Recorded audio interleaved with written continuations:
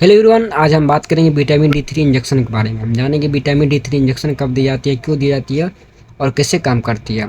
बहुत सारे नाम से आता है, बहुत सारे ब्रांड से आता है, बहुत सारे कंपनी है तो विटामिन डी के नाम से इंजेक्शन आता है, जिससे वैटिव डी इंजेक्शन आता है, अपना डी 3 इंजेक्शन आता है। बहुत सारे कंपनी है जो ब्रांड है और उसमें इंजेक्शन आता है, उसका काम क्या है, बहुत सारे कमेंट आ रहा था, उसके विषय हम जानेंगे। चलिए, वीडियो शुरू करने से पहले आप मेरे चैनल पर नए आए हैं तो लाइक सब्सक्राइब जरूर करिएगा।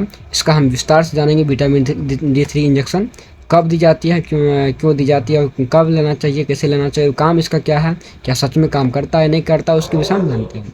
चलिए, बने रहिए वीडियो में, हम जानते हैं। तो विटामिन डी 3 इंजेक्शन का उपयोग शरीर में विटामिन डी की गंभीर कमी को तेज़ी से पूरा करने के लिए किया जाता है। विशेष रूप से जब गोलियां काम न कर रही हो, तब अवशोषण की समस्या हो, तब यह हड्डी को मजबूत बनाने के कैल्शियम अवशोषण बनाने के लिए या मांसपेशी में किसी भी तरह के खिंचाव या दर्द होता है, तब इंजेक्शन दिया जाता है। विटामिन डी 3 के इंजेक्शन का प्रमुख जो कारण जो होती है या उपयोग जो होती है, इसका हम चलिए जानते हैं बारी बारी से। तो हम पॉइंट दे के बताएंगे।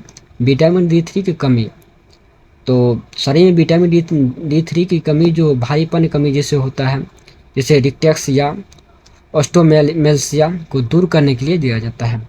दूसरा, जो हड्डी को मजबूत करने के लिए विटामिन डी 3 इंजेक्शन लगाया जाता है। जब गोली काम नहीं करती है, इसमें गोली भी आता है, परिवीक पर खाया जाता है।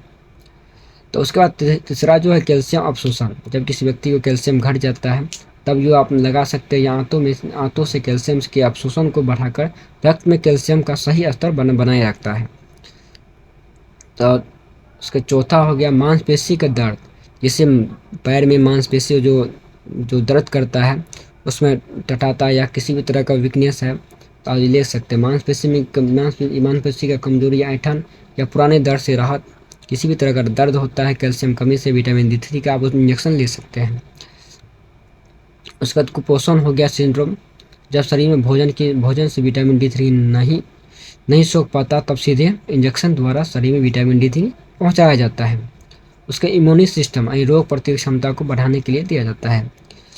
तो ये इंजेक्शन जो आमतौर पर मांसपेशी में दिया जाता है, जैसे पीछे कमर हो गया, जांग हो गया, कुल्ही में दिया जाता है। तो यह एक प्रिस्क्रिप्शन दवा है, इसे केवल सिर्फ डॉक्टर के द्वारा ही लेना चाहिए और डॉक्टर की निगरानी में लेना चाहिए, डॉक्टर से देखरेख में लेना चाहिए। और इंजेक्शन लेने से पहले आप डॉक्टर से सलाह लें कि ले या ना ले, कोई जांच करा लीजिए विटामिन डी 3 घटा है कि नहीं। अभी लैब से द्वारा आप जांच करवा सकते हैं। कोई भी मेडिसिन जो आप डॉक्टर सलाह से लें। तो विटामिन डी 3 इंजेक्शन चलिए जानते हैं क्यों दिया जाता है, क्यों लगाया जाता है इसे। तो इसका फिर से हम जानते हैं। विटामिन डी 3 इंजेक्शन जैसे अस्ट्राजोल इंजेक्शन शरीर में विटामिन डी की गंभीर कमी को तुरंत पूरा करने के लिए लगाया जाता है, जब मांसपेशियों में दिया जाता है, ताकि दवा सीधे रक्त प्रवाह में अवशोषित हो सके, जो हड्डी को मजबूत और कैल्शियम संतुलित इम्यून सिस्टम को मांसपेशी से बेहतर कार्य के लिए जरूरी है। उसके बाद गंभीर कमी का त्वचा उपचार। जब शरीर में विटामिन डी का स्तर बहुत कम हो जाता है, तो गोलियों की तुलना में इंजेक्शन तेजी से काम करना चालू कर देता है, क्योंकि ये पाचन तंत्र डाइजेस्टिव सिस्टम को बाईपास करता है।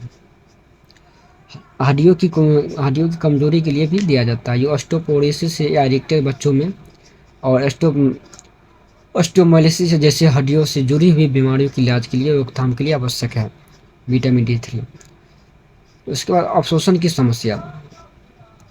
यदि किसी व्यक्ति को आंतों की बीमारी जैसे सिलसप, क्रोहन रोग या वजन घटने की सर्जरी के कारण मुंह की अस्थिर सप्लीमेंट के लिए दिया जाता है। अगर मेरी वीडियो अच्छी लगी हो तो लाइक करिएगा, सब्सक्राइब करिएगा। धन्यवाद। अगर वीडियो मेरे अच्छा लगा हो तो